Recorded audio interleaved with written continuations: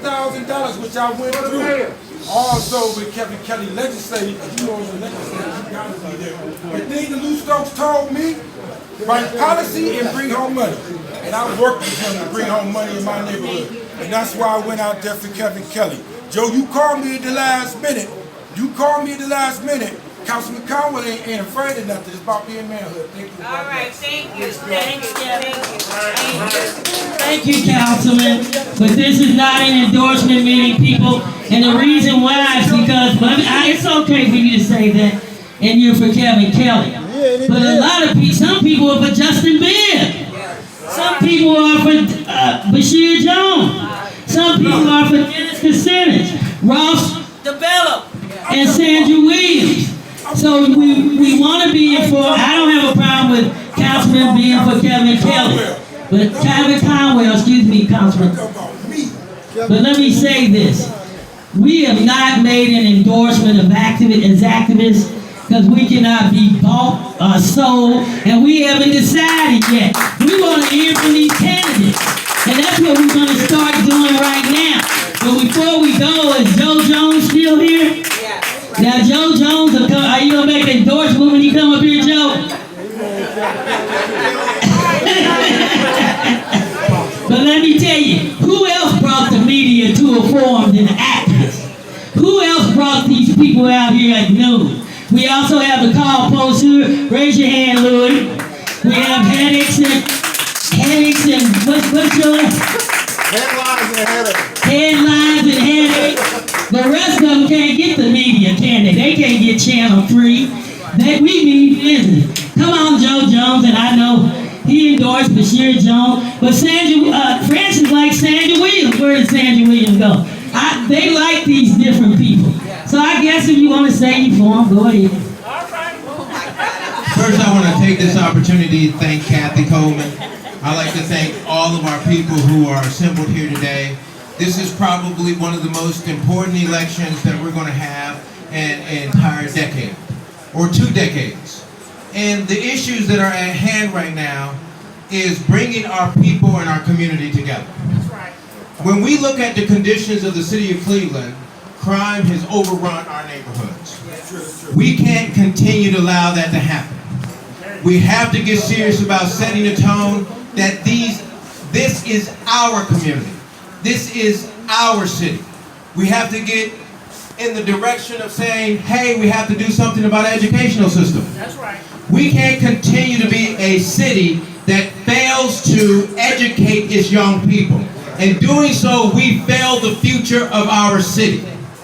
The next issue, which is very important, it's okay to have development downtown in the city of Cleveland, in University Circle, and Little Italy, and the majority of the West Side, and in some areas on the West Side, we don't even know it's Cleveland anymore. It looks so good. They have that kind of investment coming into their neighborhoods. So as a people and as a community, we must start working together and say, now you must start building in our community. It's our time. And we have over $500 million that have been brought to the city of Cleveland. The people who are running for office for the mayor of the city of Cleveland have to have the fire in their soul and their spirit about making things right and just. And for the last 20 years, it has not been right and just for our neighborhoods. And that's the reason why I ran for public office. And when it comes to making an endorsement of a candidate that's going to take care of the business of our community, I want to see that fire there. I want to see that passion. I want to see that commitment. I want to see that dedication. And I don't want to hear any lip service. Because we've had something for 20 years that have not taken care of our educational system, hasn't taken care of our communities, and hasn't taken care of dealing with the crime. So with that being said, I'm Joe Jones, and I approve that message.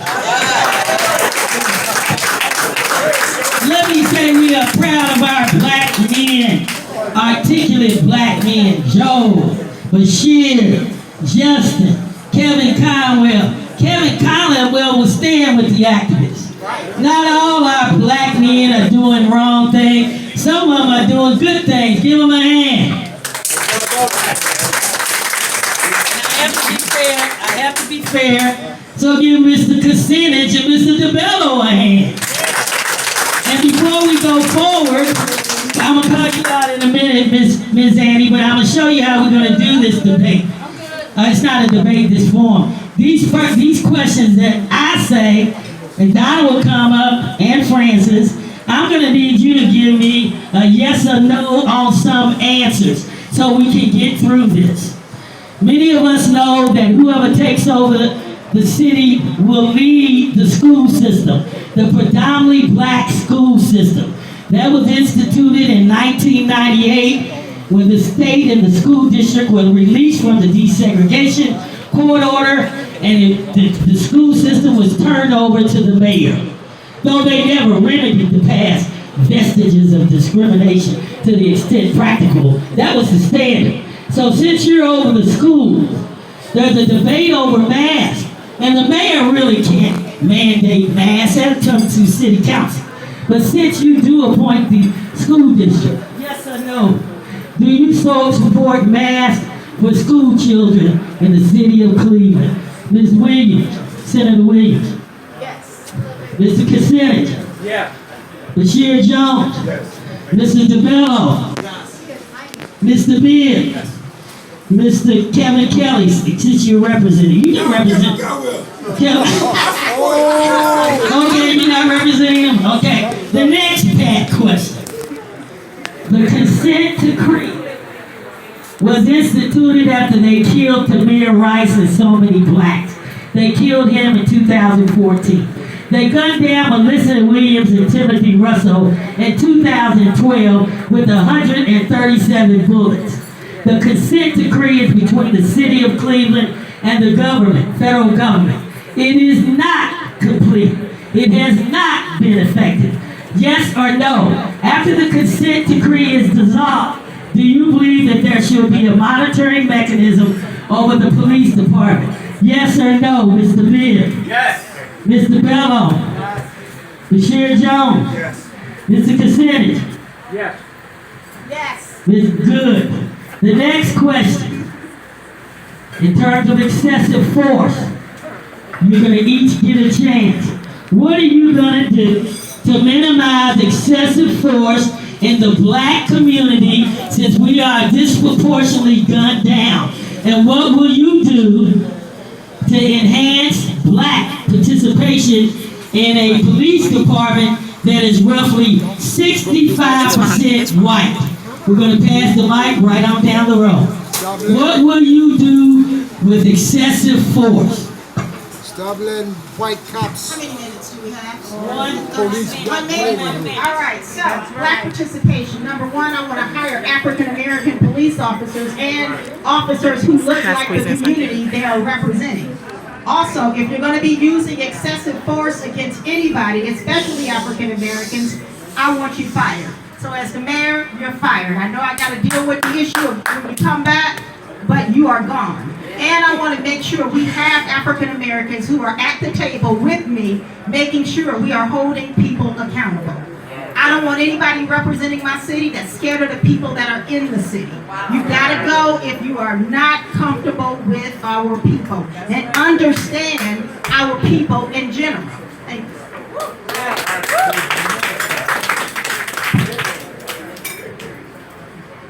I want to agree with my friend Basheer Jones about what he said about don't tell me what you're going to do, tell me what you've done. Because the last time I was mayor, half of my top appointments came from the African American community. And that was an agreement that I kept with Carl and Lou Stokes. Now today, we need no less than one half of the top appointments coming from the African American community. The last time I was mayor, one of my top appointments was that of Safety Director James W. Barrett, who some of you may have known. And he was in charge of the police department. Now, as far as the use of deadly force, the consent decree has come a distance in showing the police, but my position is this, that any unjust use of force will be punished by not just discipline, but dismissal. And that's something that, keep in mind, the mayor is supposed to be the chief conservator of the peace. There must be accountability. And as mayor, I will be accountable, and I'll make sure the police are accountable to the community. As councilman, you watched me down there ask the questions. How many of us, not just within the police force, but every department of the city, you will find that upper management is always less black people, even though we live in a majority black city. I'm not surprised that Kevin Conwell is supporting Kevin Kelly. And if you've grown up in this community, you're not surprised either. The reality is I've been in back rooms with the brother, and he's been silent about black suffering. So the fact is, if we're gonna make a change, you gotta make a change not only as mayor, but as city council. I've only been in office for only 4 years. I see the problem already. The issue is not just racist white people, it's lethargic black leadership who is silent about black issues.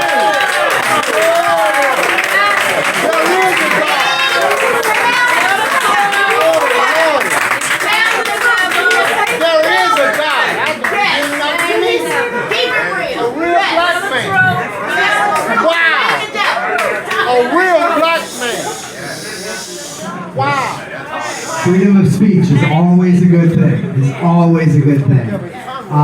Excessive force is the thing that is tearing apart the fabric of our city and our country. And we need to prioritize ending this, right? So I want the consent decree to remain in perpetuity, okay? We want to fund the monitors. We want to support the monitors. We want body cams on 24/7. No tolerance policy for not having a body cam on. We want all videos released to the public within 72 hours unless it's going to put an individual's safety at risk. So these are some of the things where we can get towards guaranteeing accountability. Internal affairs is insufficient. We need a check and a balance. The same way every institution, including the mayoralship, needs a check and a balance. Now, did you know, in the city of Cleveland, the mayor and the police chief can override a police misconduct claim? That's why Ross and I are the only candidates in this race that endorse the Safe Cleveland Ballot Initiative. So we can have the toughest independent civilian oversight board in America, because we've lost nearly 100 of our residents to police misconduct and spent nearly $30 million selling police misconduct claims. That's $30 million less to invest in black-owned businesses, $30 million less to invest in our schools, $30 million less to fix these damn potholes in our streets, right? And as mayor, I'm willing to share power with the people if we get real change. And the biggest thing we can do to have safe and secure neighborhoods is restore that trust. Because without trust, you ain't got no credibility. And as mayor, I'm going to lead on day one to rebuild that trust and bring real accountability and justice inside this department. Because justice delayed is justice denied. Here's the thing. And I like Basheer Jones a lot. I was the safety chair, remember? Remember, Don Brown? And when you're on that safety committee, it's a lot of things that you can do. While you're sitting there, you write policy. The job of a councilman is to write policy and bring home money. And when things would happen, when I was on the safety committee, I would always go downstate and argue against House Bill 22. I always, you can sit up there and you can talk and give speeches, but even all the state representatives, Sandra, Councilman, you see me downstate, haven't you? Numerous of times, fighting against staying your ground. The easiest thing to do is to clap for a speech, but actions speak louder than words. Actions speak louder than words. Thank you, Councilman. I have about 2 more. I have a yes or no question again. Will you still talking? You was here. Okay, well, we'll get back to Chase. You know what? Here's the thing. As a councilman, you gotta write policies. Code red, 311, reverse 911. What is your policy at? What kind of policy have you written? That's the key. When Lou Stokes was in Congress, he wrote policy. That's the key, is to write policy and bring home money to people and go downstate. I see these things. I I've been a councilman for 20 freaking years. Too long. Okay, now let me tell you, hey, we running this for the black women running this for not these men, man. But it's good. Listen, I'm glad they're angry, because I'm angry, and you ought to be angry. No justice! No justice! No justice! No justice! What do we want? What do we want? What do we want? What do we want? What do we want? What do we want? You gotta make it to the city. Thank you, Kevin Powell. No justice! No peace! What do we want? What do we want? What do we want? What do we want? No justice! No justice! No justice! No justice! Okay, our next question. I'm gonna need a yes or a no.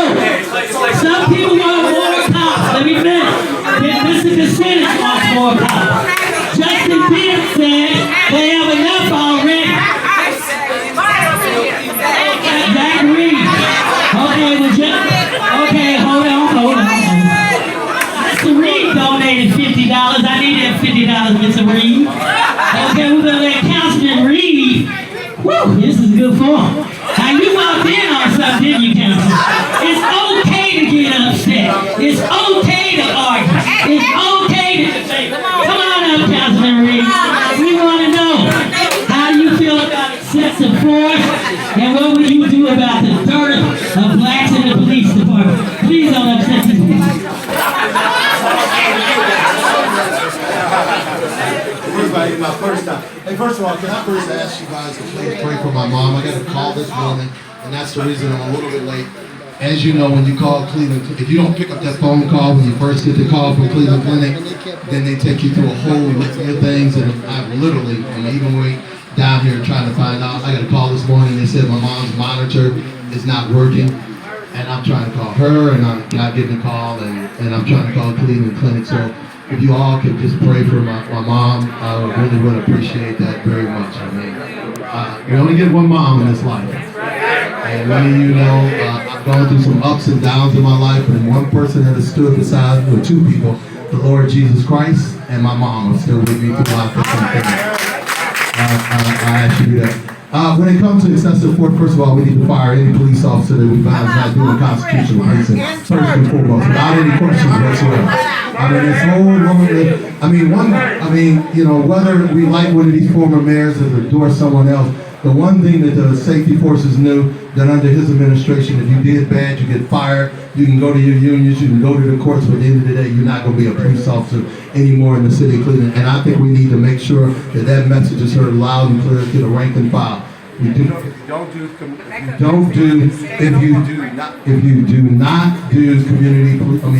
constitutional policing, you need to be fired first and foremost. And they will know that when I'm mayor of the city of Cleveland, that would happen first and foremost. Thank you. The next question is yes or no. Do you want more police? When you get to be mayor, do you want more police, or do you think there are enough and the police department should reallocate its resources? Yes or no, Ms. Williams? Yes. Mr. Kusinich? You had two questions. Well, one question. Do you want to hire more police? Yes. Yes. Mr. Jones? It's more than a yes or no to that. Yeah, it's more than a yes or no. Okay, what was your... Yes, no, or it's more to the question? It's more to the question. Mr. Bello? No. Mr. Bibb? More to the question. More to the question. More to Mr. Reed? Yes. Yes. The two more to the question.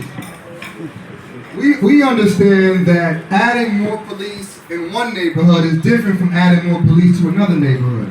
Cuyahoga County is one of the worst for wrongful convictions and overly charging. So we recognize that adding more police in certain neighborhoods may not necessarily be the key. We have to be proactive and have to be reactive. First, we got to fill in the over 100 positions that need to be filled with CPD. So we want to be proactive and reactive. The way that we do that proactively, we have to invest in more proactive ways for our children to be safe. In Ward 7, we got 5 brand new parks. We invested millions into the recreation centers. I can't tell my young people to stay off the corner, but I don't got no place to send them to, right? We got to be proactive. And at the same time, we do want to get more police, and we want them to be more culturally competent, right? We have to be accountable. And as mayor, I'm going to be an ambassador. I'm going to be a champion. We want you to do your job, but we want you to do your job in the right way. What's the answer? Do you support more? Yeah. All right, so all of us, No, I'm sure your time. all right, so all of us getting some more. All right, now, did you know that Cleveland has more police per resident than Columbus, Indianapolis, Toledo, and Dayton? Did you know that? But guess what? Guess what? Only 51% of our cops are walking the beat. The other 49% are in desk jobs. So that's why you only got 2 zone cars patrolling Ward 1 each shift. So we got to reallocate the existing forces, but also be more proactive in hiring more officers that look like our residents. We got to do both at the same time. The other thing we got to do is, the way we police our communities is broken. That's why I want to add a 4th option in 911 around mental health, and have a co-responder model of policing where social workers are joining our officers for non-violent 911 calls. We got to get to the root cause of this stuff. That's critical. Ms. Williams raised her hand on the and said she wanted to rebut. Just answer the question. So listen, when I'm knocking on doors talking to people, the first thing they say is that when we call the police, they don't show up.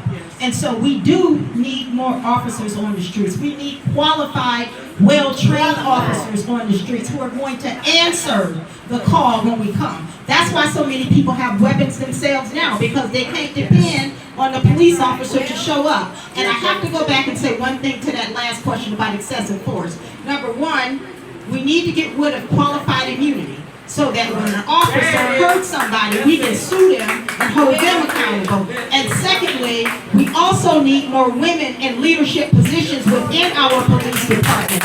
I believe women can lead the city in the right way, and probably if women were leading, we wouldn't have all these problems. Thank you. That's from the only woman in the race. The only woman in the race.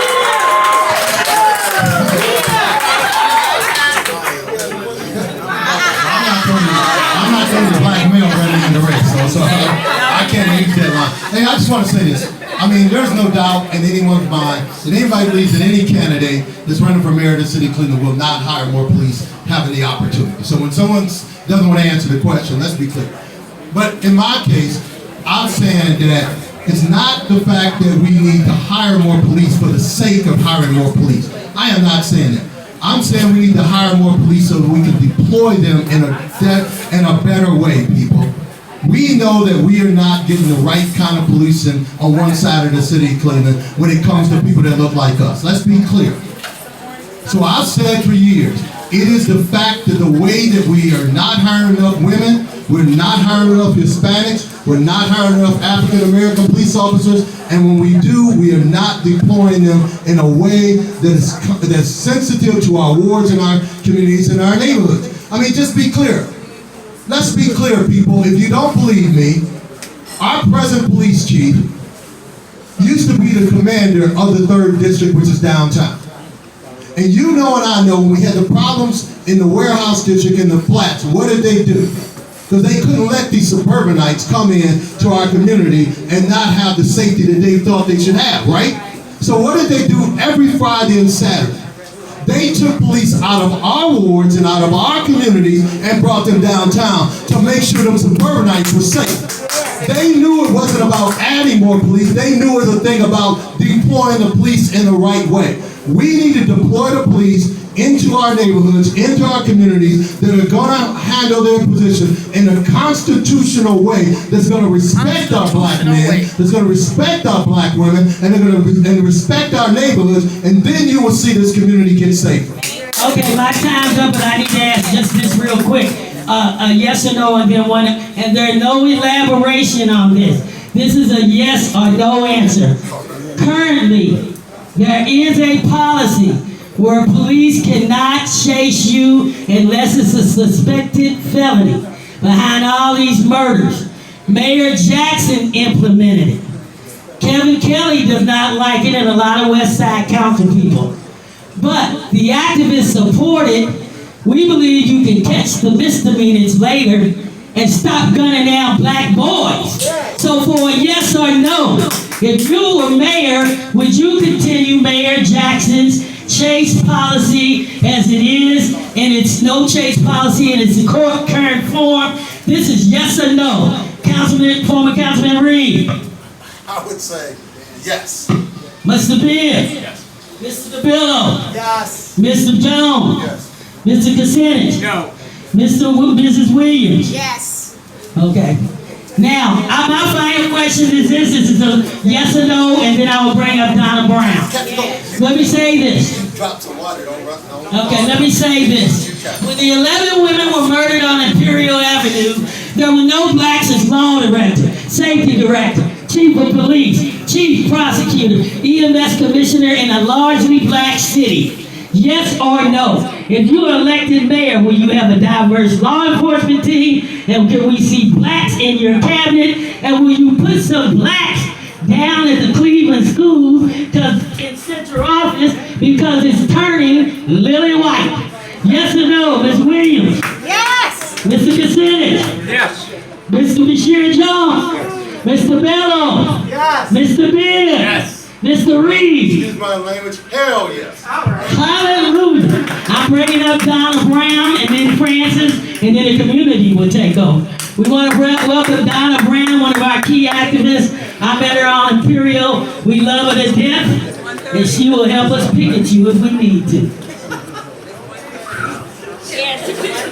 Hey, y'all prodigal child and came back to activism. What about that? I'm back. Now, and I came back because my community needed me more than the Republican Party, but yes, I'm still a Republican. Now, I got one more thing to say. Y'all can't dog Kevin Conwell. Because see, when it comes time to really fight, I call on Kevin and he makes stuff. Because see, Cleveland Clinic on the street, and we was in front of their house, and Kevin Conwell, he was the man that said, Donna, don't worry about it, I got you. Not only that, Kevin Conwell held Cleveland Clinic police gun permits for 2 years. So no, you don't dog Kevin for none of them. Now, I'm going to tell you one more thing before I go to my question. Hold up, wait, let me give you one more thing. When I got ready to call Donnie Pastor, I did a presentation for Donnie Pastor. I ain't seen but nobody but Zack when I text him to call. So my thing is, be careful who you want to vote for, but know who's going to answer your call. Now, let me get on to my question, because it's a real one. Oh, and second, since I'm up here, Basheer knows that women's are leaders because we women protected him for many years.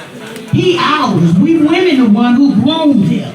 It was us women that did it. So let's put that on record. Now, let's go back to y'all. It's a yes or no, and if you say yes, I want you to elaborate. But I want you to elaborate after everybody's done their question. Do you support stop and frisk?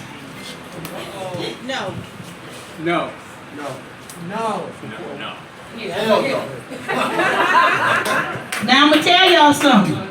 Once upon a time, Zack was a supporter of stop and frisk. Right. So you know what this lets me know? Zack has changed for our community and the betterment of our community. And that's what we need to be looking at when we're looking at these candidates. God bless you. Let me say that while Donna's a Republican and we love her, how many people in here are Democrats? Raise your hand. If you're Democrats, raise your hand. If you're independent, raise your hand. If you're Democrat or independent, raise your hand. Okay, you ready, Francis? Because most of us are Democrats, but we love Donna and you better not bother her. Come on, Donna. It's the truth. Where's your mother, Donna? We want to thank her mother. Her mother comes here. And let me tell you why we have nonpartisan stances. And there's Arnold Shern over there. Raise your hand, Arnold, from the Peacemakers. He's running in Ward 4. We have people in this activist movement across the board. Because when they killed those 11 women, partisanship didn't matter. Good evening, everyone. Good afternoon, everyone. Okay, my question, I'm not a speech maker, but I enjoy Kathy and I enjoy Donna. That's why I work with them, because they just have me rolling. But anyway, seriously, my question was about the $8 million rainy day fund that Mr. Kusinich sent out through his flyers. Because I wasn't aware of that. And then he talked about the $400 million for the water department, $300 million for the sewer department. So I know as Council Member Jones, Council Member Reed, and Mr. Conwell, how is it that the city has that kind of money just sitting around and people are losing their homes, people are homeless, people are hungry. Children don't have, young people don't have jobs. They don't have opportunities. So how can a city sit on, what's that, 400, 300, 700, almost $800 million? It makes no sense to me. I don't get it. But anyway, I would like to ask each candidate with give it like a minute to respond. I think about a minute, yeah. To ask you, what if you become mayor, what would you do with that money that's just sitting there not being used? Well, Kusinich should answer first on why he wants to use that money for. Yeah. They ain't $800 million. It's not $800 million. Okay. Well, anyway, we'll start with Ms. Williams, and then you just pass the mic down. If I had $800 million, the first thing I would do is fix our infrastructure in the city of Cleveland. Our roads and our streets are horrible. Secondly, I would replace the infrastructure at Cleveland Public Power so your lights and everything can stop going out every week. Third, I would, you talk about youth unemployment. Each year, over 6,000 students apply for summer jobs. 1,500 of those students actually get jobs. So I would actually employ youth, so that summer youth programs, so that we can make sure that our children have something to do. I would also make sure that there was an actual rec center, community center, a nice one in each and every city ward within our area, so families have something to do. I would also say this. As you all know right now, our taxes are going up, and what I've been told is they're about to go up another 30%. People are losing their homes because the city and the county are selling the tax liens. I would stop the tax liens from being sold, and I would make sure that we don't have any more people losing their homes because they cannot afford the water and sewer bill. The people are losing their homes because they cannot pay the water and sewer bill for less than $2,000. We can do that with this rainy day fund, and we can also do that with the money that we have in our budget right now. Thank you. Thank you. 1 minute.